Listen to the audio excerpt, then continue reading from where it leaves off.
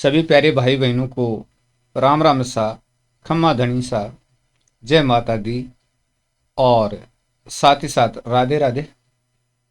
दोस्तों, आज हम वीडियो जो देखने जा रहे हैं उसमें हिंदी साहित्य के इतिहास के बहुत ही महत्वपूर्ण प्रश्नोत्तर का अध्ययन करने वाले हैं।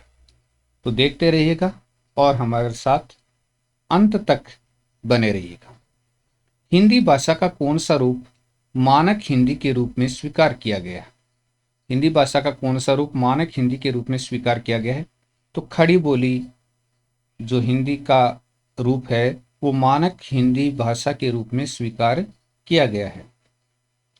ठीक है, खड़ी बोली जो हिंदी की उपभाषा और फिर बोली है उसको क्या माना गया है? हिंदी भाषा का मानक रूप स्वीकार किया गया है। अगला प्रश्न अपना है, जयशंकर प्रसाद की प्रमुख काव्य रचनाओं के नाम बताइए। तो जयशंकर प्रसाद की प्रमुख काव्य रचनाएं हैं चित्राधार, कानन कुसुम, झरना, लहर, आंसू और कामायनी। तो जयशंकर प्रसाद की अगर प्रमुख काव्य रचनाओं के बारे में प्रश्न पूछा जाए तो चित्राधार है, कानन कुसुम, झरना, लहर, आंसू और कामायनी है। और कामायनी इनका प्रसिद्ध महाकाव्य है, बहुत ही प्रसिद्ध महाकाव्य है ये। छायावाद का एक आधार स्तंभ ग्रंथ भी मान सकते हैं। झरना छायावाद की पहली रचना मानी जाती है। तो और जयशंकर प्रसाद स्वयं छायावादी काव्यधारा के आधार स्तंभ कवि माने जाते हैं। चलिए नेक्स्ट है, जयशंकर प्रसाद के प्रमुख कहानी संग्रहों के नाम बताइए। कहानी संग्रह कौन कौन से हैं? आकाशदीप, आंधी और इंद्रजाल। हालांकि इनके 5 कहानी संग्रह हैं लेकिन 3 का ही जिक्र हम यहाँ पर कर रहे हैं। जयशंकर प्रसाद के प्रमुख कहानी संग्रह आकाशदीप है, आंधी है, इंद्रजाल है। ठीक है। जयशंकर प्रसाद के प्रमुख उपन्यासों के नाम बताइए। कंकाल, तितली और इरावती। 3 उपन्यास हैं। इनमें से इरावती उपन्यास है वो क्या है? अपूर्ण है, यानी इसको ये पूरा नहीं कर पाए थे। किसको? इरावती उपन्यास को। नेक्स्ट है, जयशंकर प्रसाद के प्रमुख नाटकों के नाम बताइए। तो जयशंकर प्रसाद के प्रमुख नाटक कौन कौन से हैं? अजातशत्रु है, चंद्रगुप्त है, स्कंदगुप्त और ध्रुव स्वामी। प्रमुख नाटकों की बात कर रहे हैं हम यहाँ पर। वैसे नाटक तो बहुत सारे हैं लेकिन जयशंकर प्रसाद के प्रमुख नाटक हैं अजातशत्रु, चंद्रगुप्त, स्कंदगुप्त, ध्रुव स्वामिनी। अगला प्रश्न अपना है, मुंशी प्रेमचंद के प्रमुख उपन्यासों के नाम बताइए। मुंशी प्रेमचंद के सेवा सदन, प्रेमाश्रम, रंगभूमि, कायाकल्प, निर्मला, गबन, करम भूमि और गोदान। तो मुंशी प्रेमचंद के जो प्रसिद्ध उपन्यास हैं उनमें सेवा सदन है, प्रेमाश्रम है, रंगभूमि है, कायाकल्प है, निर्मला, गबन, करम भूमि और गोदान। और गोदान इनका सबसे प्रसिद्ध उपन्यास है। सबसे प्रसिद्ध उपन्यास की बात करें तो गोदान है।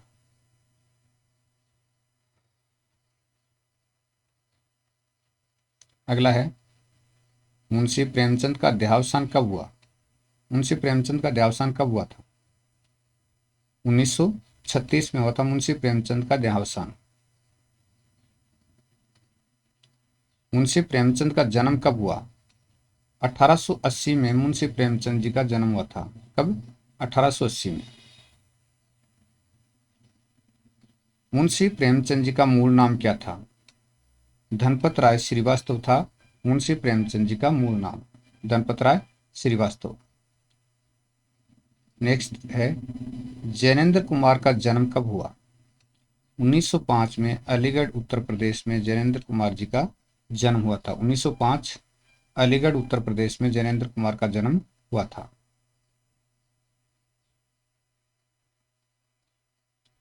नेक्स्ट प्रश्न अपना है, जैनेन्द्र कुमार के प्रमुख उपन्यासों के नाम बताइए। कौन कौन से उपन्यास हैं?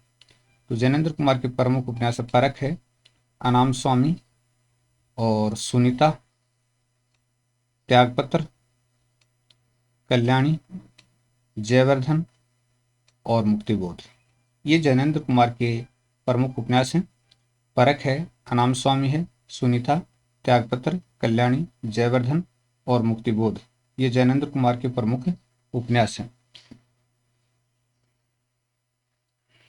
अगला प्रश्न अपना है, जैनेन्द्र कुमार के प्रमुख कहानी संग्रहों के नाम बताइए। कहानी संग्रह कौन कौन से हैं जैनेन्द्र कुमार के?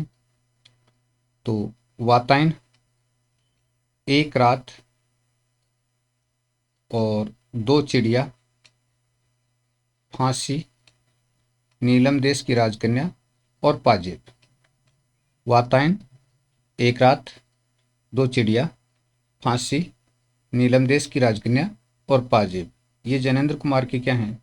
कहानी संग्रह हैं। ठीक है, कहानी संग्रह। अगला क्वेश्चन है, जैनेन्द्र कुमार के निबंध संग्रहों के नाम बताइए। निबंध संग्रह कौन कौन से हैं? तो निबंध संग्रह प्रस्तुत प्रश्न,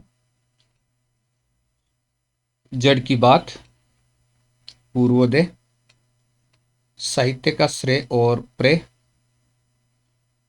उसके बाद है सोच विचार, समय और हम।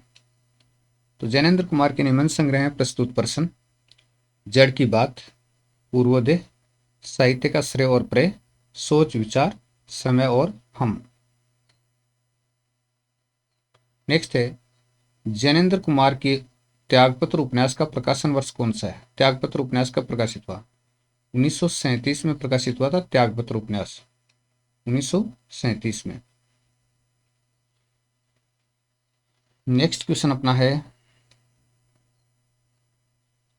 सच्चिदानंद हीरानंद वात्स्ययन अज्ञे का जन्म कब हुआ? सच्चिदानंद हीरानंद वात्स्ययन अज्ञे का जन्म कब हुआ था? 9 मार्च 1911 को देवरिया जिले के कुशीनगर गांव में सच्चिदानंद हीरानंद वात्स्ययन अज्ञे का जन्म हुआ था, 9 मार्च 1911 को। सच्चिदानंद हीरानंद वात्स्ययन अज्ञे का देहावसान कब हुआ? 4 अप्रैल 1987 को हुआ था सच्चिदानंद हीरानंद वात्स्ययन अज्ञे का देहावसान, 4 अप्रैल 1987 को। ठीक है जी। अगला है, प्रयोगवाद एवं नई कविता को साहित्य जगत में प्रतिष्ठित करने वाले साहित्यकार का नाम बताइए। प्रयोगवाद एवं नई कविता को साहित्य जगत में प्रतिष्ठित करने वाले साहित्यकार का नाम बताइए। तो ये साहित्यकार थे सच्चिदानंद हीरानंद वात्स्ययन अज्ञे। प्रयोगवाद और नई कविता को उन्होंने साहित्य जगत में प्रतिष्ठित किया। सच्चिदानंद हीरानंद वात्स्ययन अज्ञे ने वत्सल निधि नामक न्यास की स्थापना कब की? वत्सल निधि नामक एक न्यास इन्होंने बनाया था, 1980 में की थी वत्सल निधि नामक न्यास की स्थापना।